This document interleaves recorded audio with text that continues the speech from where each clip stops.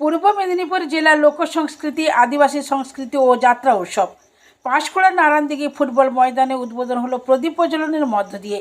উদ্বোধন করলেন রাজ্যের মৎস্যমন্ত্রী বিপ্লব রায়চৌধুরী। উপস্থিত পূর্ব মেদিনীপুর জেলার জেলাশাসক এডিএম সৌভিক চট্টোপাধ্যায়, মহিষাদলের বিধায়ক নন্দকুমারের বিধায়ক, তমলুকের বিধায়ক, পাঁশকুড়া পৌরসভার চেয়ারপারসন, তমলুকের এসডিপিও, পাঁশকুড়ার বিডিও। উদ্বোধনের আগে বর্ণাঢ্য শোভাযাত্রা বেরোয়।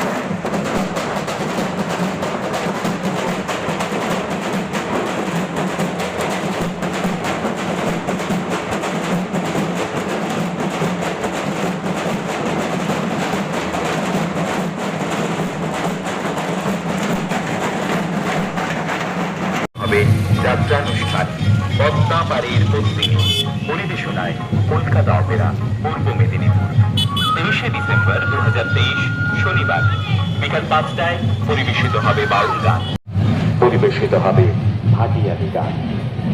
ভাটিয়ালি গান পরিবেশন করবেন জয়ন্তী রায়দা ও ছাত্ররা।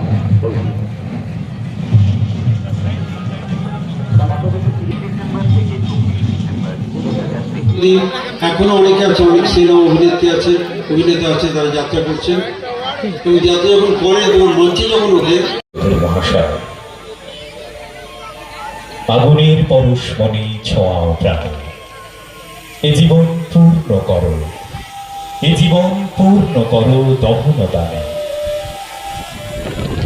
ধূপ আপনারে মিলাইতে চাহে গন্ধে, গন্ধ সে চাহে ধূপের রহিতে জুড়ে, সুর আপনারে ধরা দিতে চায় ছন্দে।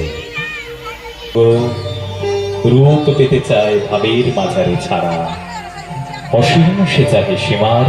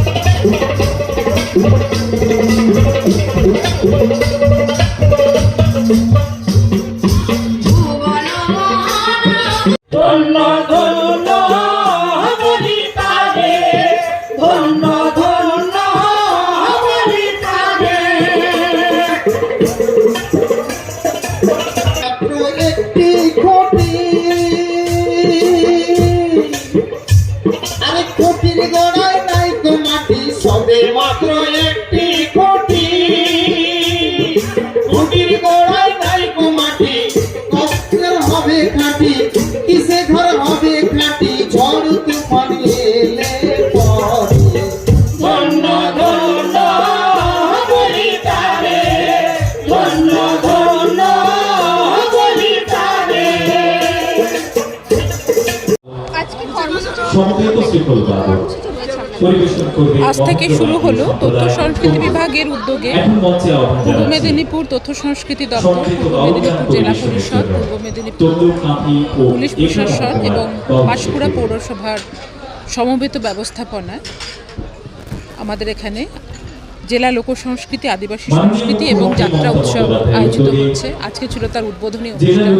উদ্বোধন হয়েছে, প্রথমে আমরা একটি বর্ণাঢ্য শোভাযাত্রা করেছিলাম।